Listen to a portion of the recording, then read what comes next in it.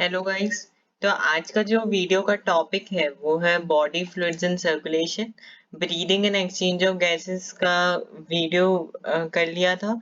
अब जो human physiology का जो सेकंड है वो हम कर रहे हैं, वो है बॉडी फ्लूइड्स एंड सर्कुलेशन। ये भी बहुत इंपॉर्टेंट चैप्टर है और इससे भी एक या दो क्वेश्चन नीट में पूछे जाते हैं। तो सबसे पहले शुरू करते हैं कुछ फैक्ट्स के साथ जो एनसीईआरटी के अंदर के बने। तो sponges and colinterate circulate water from their surrounding through the body cavities to facilitate the cells to exchange the substances। क्योंकि sponges में क्या होता है, सेल्यूलर लेवल ऑफ ऑर्गेनाइजेशन, और colintrates में टिश्यू लेवल ऑफ ऑर्गेनाइजेशन। तो इनमें कोई ऐसे फ्लूइड प्रेजेंट नहीं है जो ट्रांसपोर्ट कर सके मटेरियल्स को, न्यूट्रिएंट्स को ट्रांसपोर्ट कर सके और एक्सक्रीटरी वेस्ट को एलिमिनेट कर सके। इसके लिए इनकी बॉडी में जो वाटर है, क्योंकि ये एक्वेटिक होते हैं, एक्वेटिक ऑर्गेनिजम्स हैं, तो जो वाटर है वो सर्कुलेट होता रहता है, तो यही एक्सचेंज ऑफ सब्सटेंसेस, न्यूट्रिएंट्स और एलिमिनेशन में हेल्प करता है। अब जो कॉम्प्लेक्स ऑर्गेनिजम्स है उसमें एक स्पेशल फ्लूइड होता है जिसको कहते हैं ब्लड। ब्लड के पास एक फ्लूइड मैट्रिक्स प्रेजेंट होता है। Now the functions perform by the blood, first is transport of the nutrients, oxygen, glucose etcetera, and the removal of the harmful substances. ठीक है, अब जो ब्लड है उसके दो पार्ट्स होते हैं, एक होता है प्लाज्मा और एक होता है फॉर्म्ड एलिमेंट। तो प्लाज्मा क्या है, एक स्ट्रॉ कलर्ड विस्कस फ्लूइड है and it constitute 55% of the total blood। अब composition क्या है प्लाज्मा का, तो it contain 90 to 92% of water। जो minerals present है वो है sodium ion, calcium ion, magnesium ion, hydrogen carbonate ion and chlorine ion. Nutrient जो प्रेजेंट होते हैं प्लाज्मा के अंदर वो है glucose, amino acids and lipids. और जो प्रोटीन्स हैं, तीन में, ऐसे तो बहुत सारे प्रोटीन्स होते हैं पर तीन मेन प्रोटीन्स जो प्लाज्मा के अंदर पाए जाते हैं वो है फाइब्रिनोजन, एल्ब्यूमिन एंड ग्लोबुलिन। तो fibrinogen it is use for clothing, albumin for maintaining the osmotic balance, और जो ग्लोबुलिन है हेल्प इन डिफेंस मैकेनिज्म। अच्छा, नहीं ये सब बात आई थिंक क्लियर हो गई होगी। नाउ एक इम्पॉर्टेंट पॉइंट ये है कि that the plasma without the clotting factor, इसको हम सेरम कहते हैं। तो what is serum? Plasma without clotting factor, it is called as serum. AIPMT 2010 में इसका थोड़ा सा कंफ्यूजिंग क्वेश्चन पूछा गया था सेरम से रिलेटेड।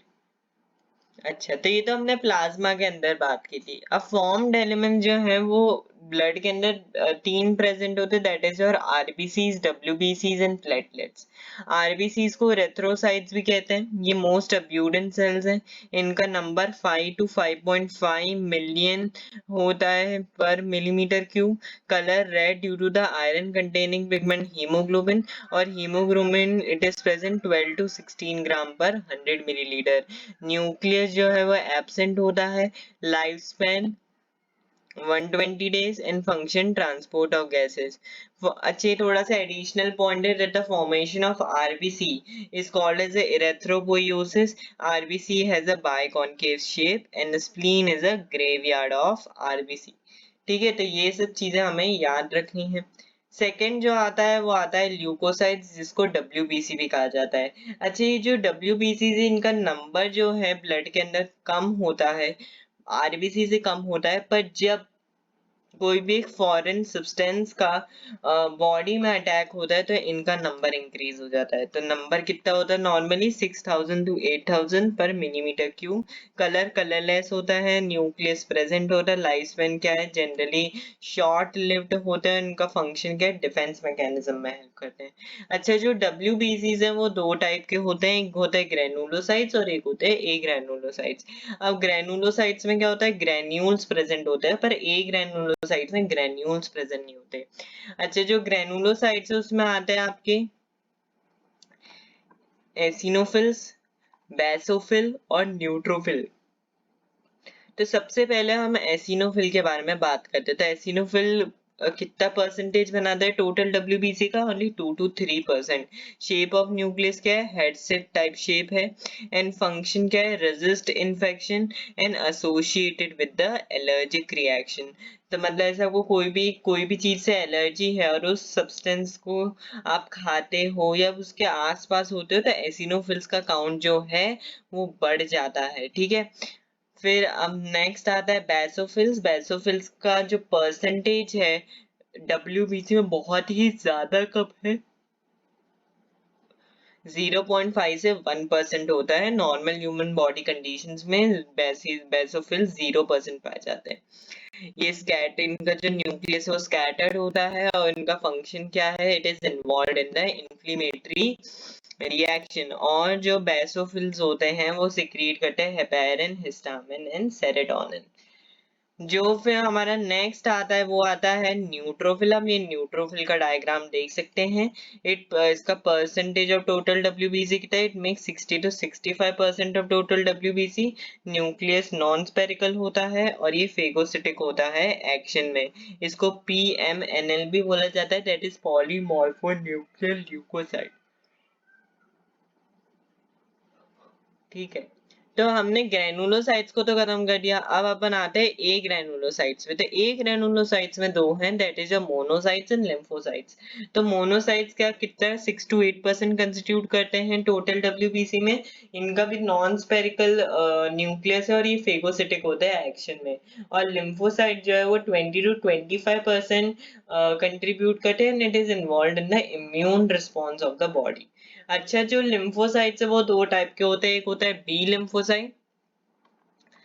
ठीक है, एक होता है बी लिम्फोसाइट और एक होता है टी लिम्फोसाइट। तो ये बात आपको याद रखना है कि जो लिम्फोसाइट्स है उसमें भी दो टाइप होते हैं, B lymphocyte and T lymphocyte. ठीक है, तो अब आते हैं हमने यहाँ WBC के बारे में कर लिया। अब आते हैं हम thrombocytes, that is your platelets की बात करते हैं। तो इनका नंबर ब्लड के अंदर बहुत ज्यादा होता है, 1,50,000 से लेके 3,50,000 प्रेजेंट है पर मिलीमीटर क्यूब। कलर कलरलेस है, न्यूक्लियस एब्सेंट है, लाइफ स्पेन शॉर्ट लिव्ड होता है, function it help in the coagulation of blood। अच्छा, ये बात याद रखना है that platelets are the cell fragments of the megakaryocytes। अच्छा, ये megakaryocytes के these are the special cells of the bone marrow। तो हम यहाँ लिख सकते हैं megakaryocytes क्या है? Special cells of bone marrow।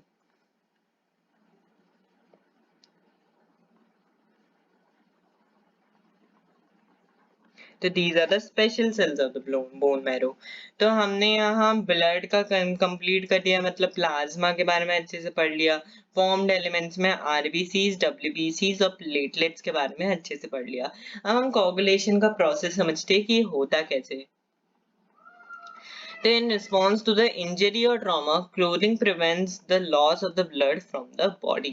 तो अब क्या होता है कि जैसे आपको उंगली पे चोट लग गई तो जो इंजर्ड टिश्यूज हैं और जो प्लेटलेट्स है वो कुछ केमिकल रिलीज करते हैं और इन केमिकल्स की वजह से it lead to the formation of the enzyme complex, जिसको क्या बोलते हैं? थ्रोम्बोकाइनेज। अच्छा, ये जो थ्रोम्बोकाइनेज है वो प्रोथ्रोम्बिन इन इनएक्टिव फॉर्म है थ्रोम्बिन का, जो प्रेजेंट होता है ब्लड के अंदर। तो थ्रोम्बोकाइनेज एंजाइम प्रोथ्रोम्बिन को एक्टिवेट कर देता है थ्रोम्बिन में। और हमारा जो फाइब्रिनोजन है उसको फाइब्रिन में कन्वर्ट करता है थ्रोम्बिन। और fibrin plus entangled formed elements, मतलब जो इंजर्ड फॉर्म्ड एलिमेंट्स हैं वो क्या बना देते हैं? कोगुलम बना देते हैं। तो इट फॉर्म्स द कोगुलम जो एक रेडिश ब्राउन कलर का होता है। इंपॉर्टेंट बात ये है calcium ion play an important role in clotting factors in blood are in inactive form. तो ये बात याद रखना है। तो ये पूरे प्रोसेस को हम अच्छे से याद रखेंगे कोगुलेशन के, ब्लड क्लॉटिंग के। नेक्स्ट जो बात हम करने जा रहे हैं वो है ब्लड ग्रुप्स के बारे में। तो ब्लड ग्रुपिंग जो होती है वो दो बेस पे होती है, एक होती है ABO ब्लड ग्रुपिंग और एक होती है RH grouping. ABO blood grouping में दो फैक्टर्स इंपॉर्टेंट होते हैं, that is a natural antigen and natural antibody. तो पहली बात तो एंटीजन होता क्या है? Chemicals that induce the immune response. Chemicals that induce immune response उसको हम क्या बोलते हैं? एंटीजन बोलते हैं। और एंटीबॉडी क्या होती है? Proteins produce in response to the antigen. वो एंटीबॉडी होती है। जो एंटीजन है वो आरबीसी के सरफेस पे प्रेजेंट होता है, जो एंटीबॉडी है वो प्लाज्मा में प्रेजेंट होता है। एंटीजन के दो टाइप्स होते हैं, ए और बी, पर एंटीबॉडी के दो टाइप्स होते हैं, anti A and anti B. तो अब यहाँ थोड़ा ब्लड ग्रुप के बारे में देख लेते हैं। अगर आपका ब्लड ग्रुप ए है तो जो एंटीजन आरबीसी पे प्रेजेंट होगा ए होगा, तो उसके करस्पॉन्डिंग जो एंटीबॉडी होगी वो अपोजिट होगी, that is your anti B. और डोनर्स ब्लड ग्रुप क्या होगा, ए और ओ। अगर आपका ब्लड ग्रुप बी है तो एंटीजन आरबीसी पे तो बी होगा, पर एंटीबॉडी ए होगी, दैट इज एंटी ए। और डोनर्स ब्लड ग्रुप बी या ओ होगा। अगर ब्लड ग्रुप ए बी है तो दोनों एंटीजन होंगे आरबीसी की सरफेस पे, एंटी ए एंटी बी, पर कोई भी एंटीबॉडी प्रेजेंट नहीं होगी। और donors blood group A B donor कोई भी डोनेट कर सकता है, ए बी को ए वाला भी कर सकता है, बी वाला भी कर सकता है, ओ ब्लड ग्रुप वाला भी कर सकता है और ए बी वाला भी कर सकता है। तो ए बी एक यूनिवर्सल रेसिपिएंट है, मतलब वो किसी से भी ब्लड ले सकता है, बट दे नहीं सकता। एज द सिमिलर वे, जो O है वो universal, O blood group universal donor है, क्योंकि इसमें O ब्लड ग्रुप में कोई भी एंटीजन आरबीसी पे नहीं होता, एंटीबॉडी होती है प्लाज्मा में, दैट इज योर एंटीएन एंटीवी। तो O वाला किसी को भी ब्लड दे सकता है, पर सिर्फ O वाले से ही ब्लड ले सकता है। तो O वाला क्या है, यूनिवर्सल डोनर, और AB वाला यूनिवर्सल रेसिपिएंट। तो ये तो हमने ABO ब्लड ग्रुपिंग की बात कर ली। अब ना नेक्स्ट ब्लड ग्रुपिंग है वो है RH ब्लड ग्रुपिंग। तो RH ब्लड ग्रुपिंग सबसे पहले पाया गया किसमें, रेसस मंकी में। अब इसमें भी दो होते हैं, RH positive and RH negative people. जो 80% ह्यूमन है वो RH पॉजिटिव है। RH पॉजिटिव का मतलब RBC factor present on RBC, और RH नेगेटिव का RBC RH फैक्टर जो है एब्सेंट है। तो पॉजिटिव का मतलब RH फैक्टर प्रेजेंट है आरबीसी पे, और नेगेटिव का मतलब कि जो RH फैक्टर है वो एब्सेंट है आरबीसी के अंदर। एक स्पेशल केस होता है RH इनकम्पैटिबिलिटी का, और ये नीट में पूछा भी जाता है, बहुत इंपॉर्टेंट केस है। अब इसमें होता क्या है कि जो मदर है, इनकेस वो RH नेगेटिव है और उसका जो फीटस है वो RH पॉजिटिव है, तो क्या होता है, first baby normal as during the pregnancy, there is no mixing of the blood is separated by the placenta. अब होता क्या है कि मदर का RH नेगेटिव ब्लड है, क्योंकि उसमें RH फैक्टर नहीं है और फीटस का RH पॉजिटिव है। तो क्या होगा, इनकेस अगर ये ब्लड मिक्स हो गया, तो कि जो RH क्योंकि मदर का ब्लड RH नेगेटिव है, तो it will make antibodies against the RH positive blood. So as a result, it can lead to the erythroblastosis fetalis. It is a condition of the RH incompatibility that we are discussing. तो पहला क्या होता है, first baby normal as during the pregnancy, there is no mixing of blood as separated by the placenta. तो ये clear है कि placenta present होता है तो दोनों ब्लड सेपरेटेड रहते हैं। During the delivery there are the chances of the mixing blood. RH negative mother make the antibodies against the RH antigen of the fetus blood. Antibodies cross the placenta in the subsequent frequency, subsequent pregnancy, not frequency, and it can lead to the erythroblastosis fetalis. ये बहुत ही ज्यादा एक not common condition, एक rare condition होती है, पर हो सकती है। इसका प्रिवेंशन मेथड क्या है, administration of the anti RH antibodies immediately after the first delivery of the, in order to save the baby. तो ये था हमारा ब्लड ग्रुपिंग के बारे में, हमने दोनों ABO ब्लड ग्रुपिंग और RH ग्रुपिंग के बारे में डिस्कस कर लिया है। अब अपन यहाँ बात करते हैं लिम्फ के बारे में। लिम्फ एक कलरलेस फ्लूइड होता है, rich in lymphocytes, carrier for the nutrients, hormones and fats, and lymphatic vessel drain the intestinal fluid back into the major veins. अगर आपको याद हो तो हमने डाइजेशन एब्जॉर्प्शन अगर आपने पढ़ा होगा तो उसमें लैक्टियल्स आता है। लैक्टियल्स एक लिम्फेटिक वेसल है जो फैट को एब्जॉर्ब करती है और उसको ड्रेन करती है लिम्फ फ्लूइड में, ठीक है। तो ये हमारा लिम्फ के बारे में इतना ही है। सर्कुलेटिंग पाथवे में हमारे पास दो सर्कुलेटिंग पाथवे हो सकते हैं, एक होता है ओपन और एक होता है क्लोज। ओपन में होते हैं साइनसेस प्रेजेंट और क्लोज में एब्सेंट होते हैं। ओपन में क्या है, एक इम्प्रेसाइज ब्लड फ्लो होता है, क्लोज में प्रेसाइज ब्लड फ्लो होता है। ओपन के एग्जांपल क्या है, आर्थ्रोपोड्स एंड मोलस्किस, और क्लोज के एनालिड्स एंड कॉर्डेट्स। अच्छा हम यहाँ देख लीजिए वर्टेब्रेट्स में अगर मैं बात करूँ तो फिशेस में वन ऑरिकल या वन ऑरिकल प्रेजेंट होता है, वन वेंट्रिकल, तो उनमें सर्कुलेशन सिंगल होता है। एम्फीबियंस और मोस्ट रेप्टाइल में दो ऑरिकल या दो आर्टरिया प्रेजेंट होती है, एक वेंट्रिकल प्रेजेंट होता है, तो इनकम्प्लीट डबल सर्कुलेशन प्रेजेंट होता है। और क्रोकोडाइल में क्या होता है, क्रोकोडाइल एव्स और मैमल्स में दो ऑरिकल्स दो वेंट्रिकल्स प्रेजेंट है, डबल सर्कुलेशन होता है। तो क्रोकोडाइल एक ऐसा अकेला ही एक्सेप्शन है रेप्टाइल्स में जिसके पास फोर चेम्बर्ड हार्ट होता है, two atria and two ventricles. Fish pump deoxygenated blood to gills for the oxygenation। ठीक है, तो हमने ये पूरा डिस्कस कर लिया। अब हम यहाँ बहुत ही ज्यादा इंपॉर्टेंट टॉपिक है ये, इसको आप लिख लीजिए यहाँ इम्पोर्टेंट, क्योंकि इससे बहुत क्वेश्चंस आते हैं नीट में इसी से। That is a human circulatory system. अब ह्यूमन सर्कुलेटरी सिस्टम बहुत बड़ा है, इसलिए मैंने इसको थोड़ा सा पार्ट्स में डिवाइड कर दिया है। तो सबसे पहले है अबाउट ए ह्यूमन हार्ट। तो ह्यूमन हार्ट क्या एक मेसोडर्मली डिराइव्ड ऑर्गन है, मेसोडर्म से डिराइव्ड है। लोकेशन क्या है, present between the lungs, muscular chamber tilted to the left, and it is covered by the double vault called pericardium containing the pericardial fluid। चार chambers होता है हमारे human heart में। जैसे अगर मैं आपको बताऊं तो ये अगर हमारा इनकेस ह्यूमन हार्ट है तो ह्यूमन हार्ट के चार चेम्बर्स, ये लेफ्ट आर्टरिया, ये लेफ्ट वेंट्रिकल, ये राइट वेंट्रिकल, ये राइट आर्टरिया। तो ब्लड फ्लो देखो, जो ऑक्सीजनेटेड ब्लड फ्लो है वो लेफ्ट आर्टरिया से लेफ्ट वेंट्रिकल और फिर अरोटा से जाता है, और जो डीऑक्सीजनेटेड ब्लड है वो वेना कावा से आता है, राइट वेंट्रिकल में जाता है, और फिर पल्मोनरी आर्टरी उसको लंग्स के पास लेके जाती है, लंग्स से ऑक्सीजनेटेड होके पल्मोनरी वेन में वापस आता है। मैं इसको अच्छे से आपको समझा दूंगा, ऐसे आपने इसको समझा होगा। तो चार चेम्बर्स होते हैं, दो अपर स्मॉल चेम्बर जिसको ऑरिकल्स या आर्टरिया बोला जाता है, या दो लोअर लार्जर चेम्बर्स जिसको वेंट्रिकल बोला जाता है।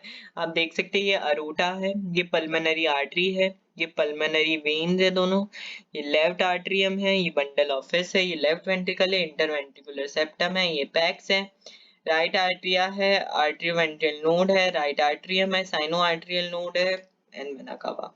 इसके बारे में डिस्कस करते हैं। तो सबसे पहले तो कितने सेप्टम्स हार्ट के अंदर प्रेजेंट है, तीन होते हैं between the auricles, that is your inter atrial septum.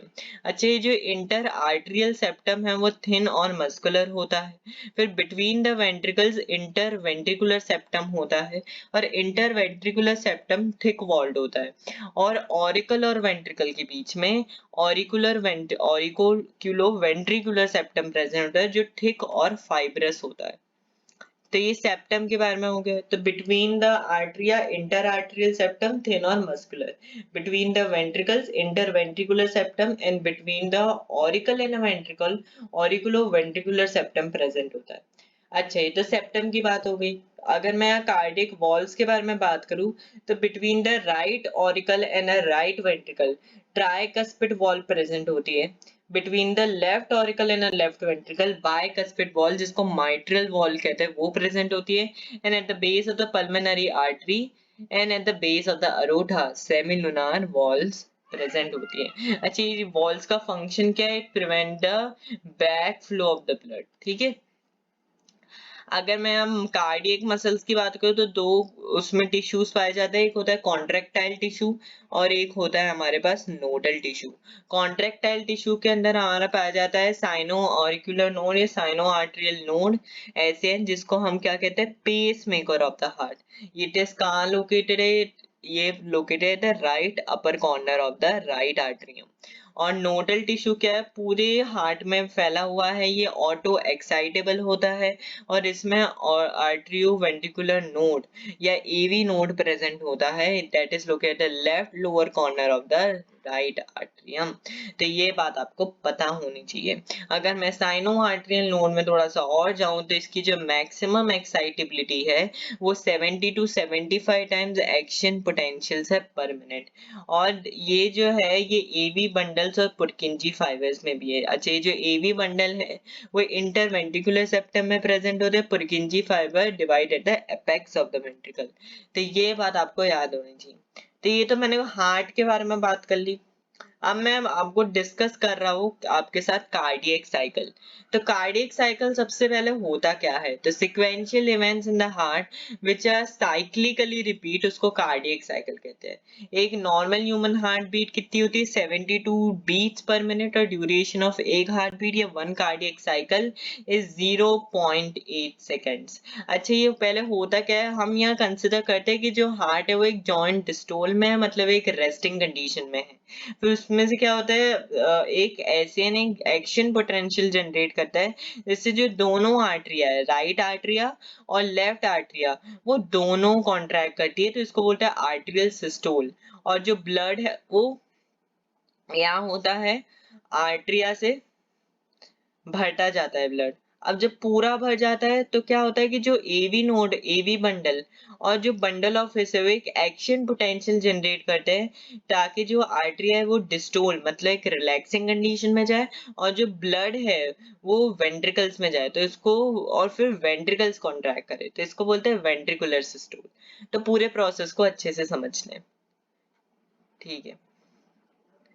तो सबसे पहले आता है ऑरिकल। तो इसमें जॉइंट डिस्टोल में क्या होता है कि रिलैक्स होते हैं और ब्लड की फिलिंग होती है।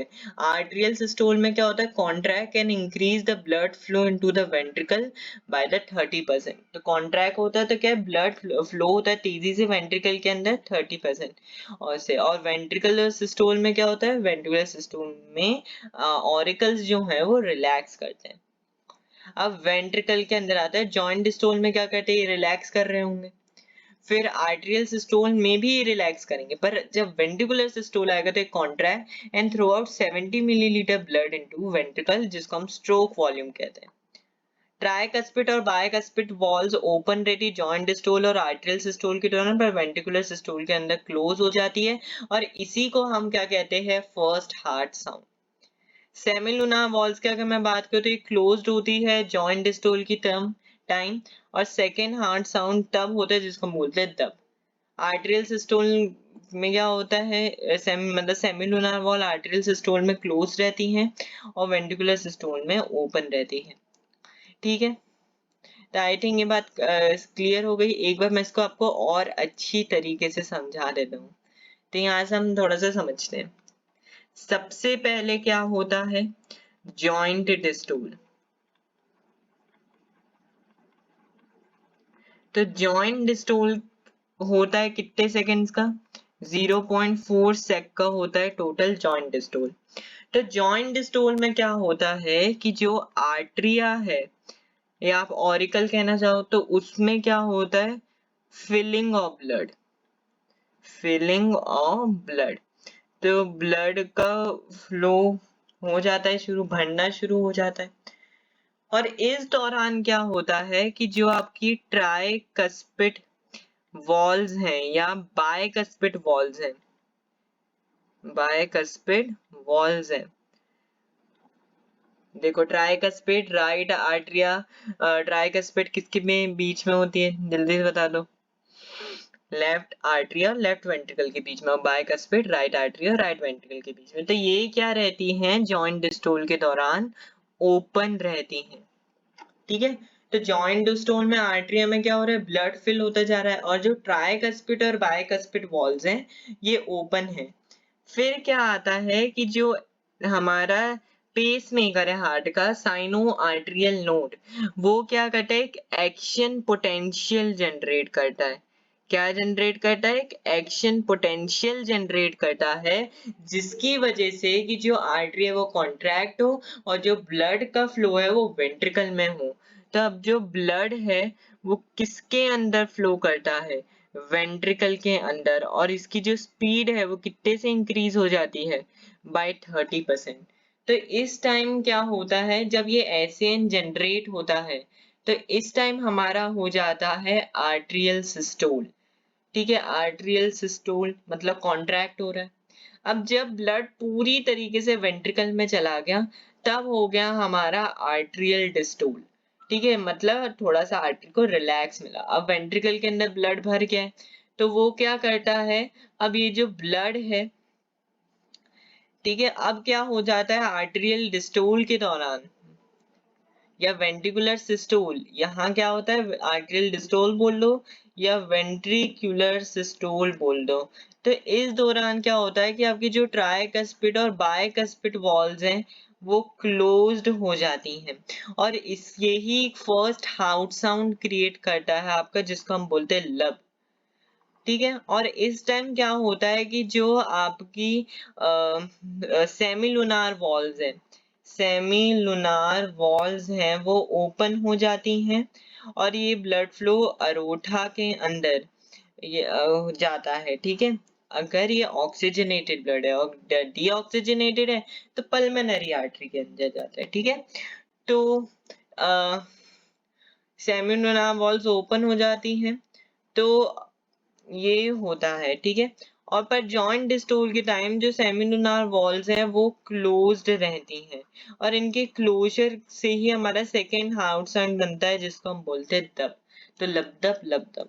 तो आई थिंक ये पूरा जो कार्डियक साइकिल है आपको, ये मैंने जो फ्लो चार्ट बनाया इसके थ्रू आपको बहुत क्लियरेंस के साथ समझ आ गया होगा।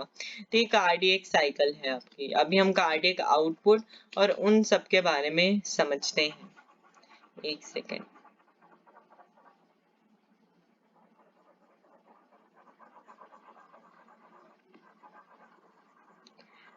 क्योंकि कार्डियक साइकिल से भी एक दो बार क्वेश्चन आए हैं और वो भी न्यूमेरिकल के फॉर्म्स में, वो भी कार्डियक आउटपुट से, और कभी कभार इससे थोड़े कंफ्यूजिंग क्वेश्चंस भी आ जाते हैं, जिसको समझना इंपॉर्टेंट था अच्छे से, इसलिए मैंने सेपरेटली इसको समझा दिया।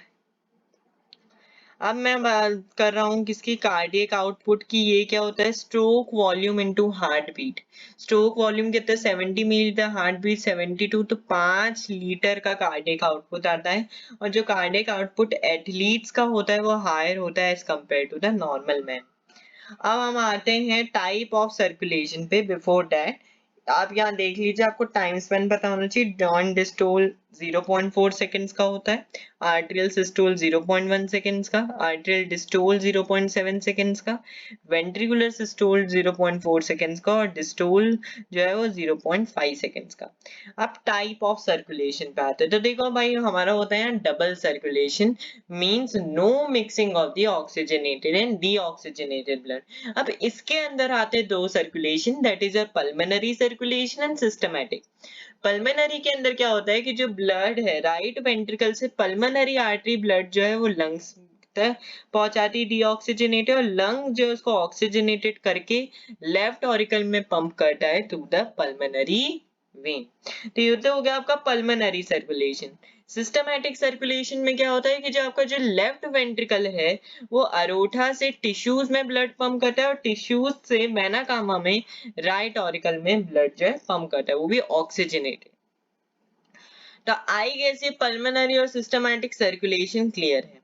अब हम यहाँ बात करते हैं हेपेटिक पोर्टल सर्कुलेशन की। किसके बीच में होता है, डाइजेस्टिव ट्रैक और लिवर के बीच में to the hepatic portal when.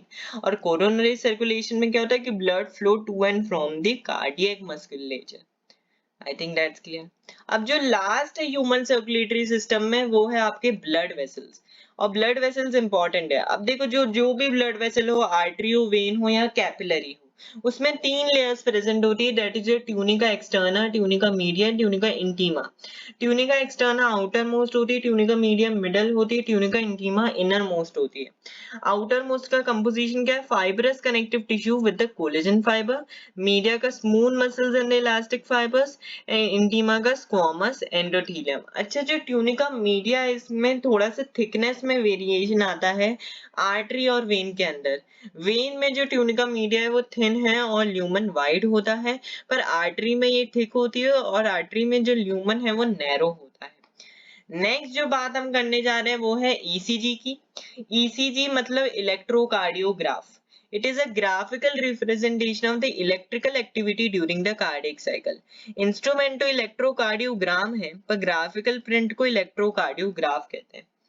एक स्टैंडर्ड ईसीजी के लिए 3 leads are connected to the monitor the heart activity, right wrist, left wrist and the left ankle.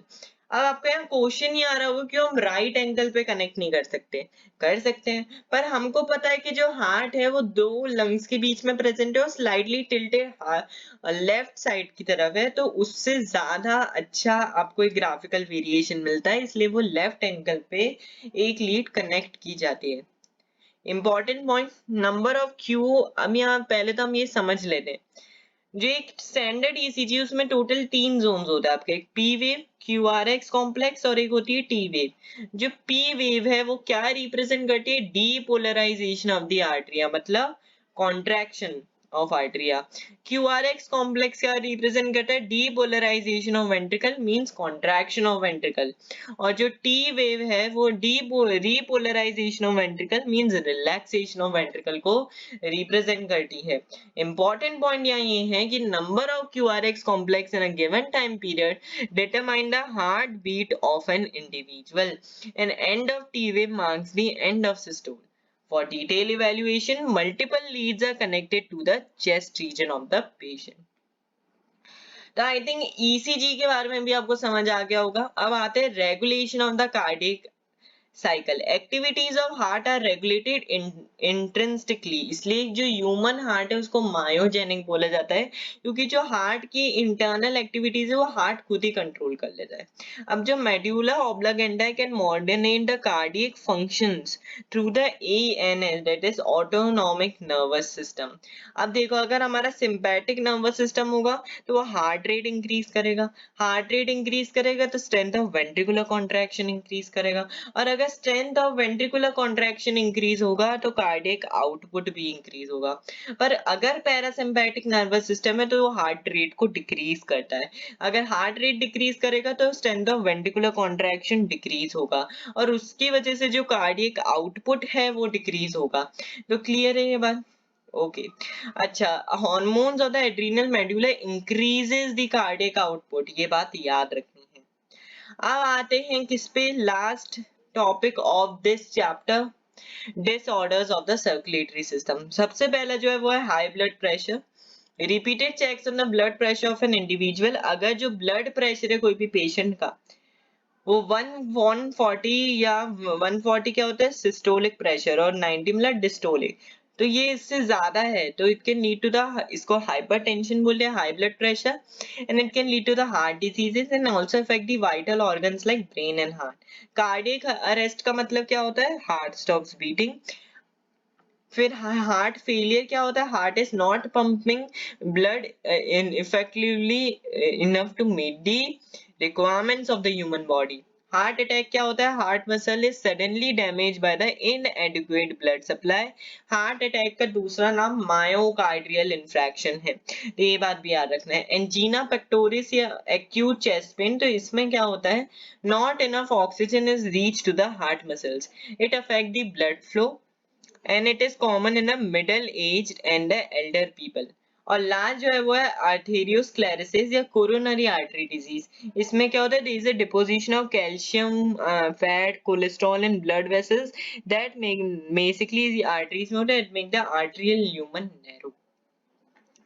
तो आई थिंक ये डिसऑर्डर सर्कुलेटरी सिस्टम के क्लियर हो गए होंगे सारे के सारे। तो इन दिस वे हमने पूरा का पूरा चैप्टर जो है आपका बॉडी फ्लूइड्स एंड सर्कुलेशन आज कंप्लीट कर दिया है। मैं इसके नोट्स तुरंत अपलोड कर दूंगा और आप इस तरह जुड़े रहिए, सब्सक्राइब करना चैनल को and be updated. Thank you.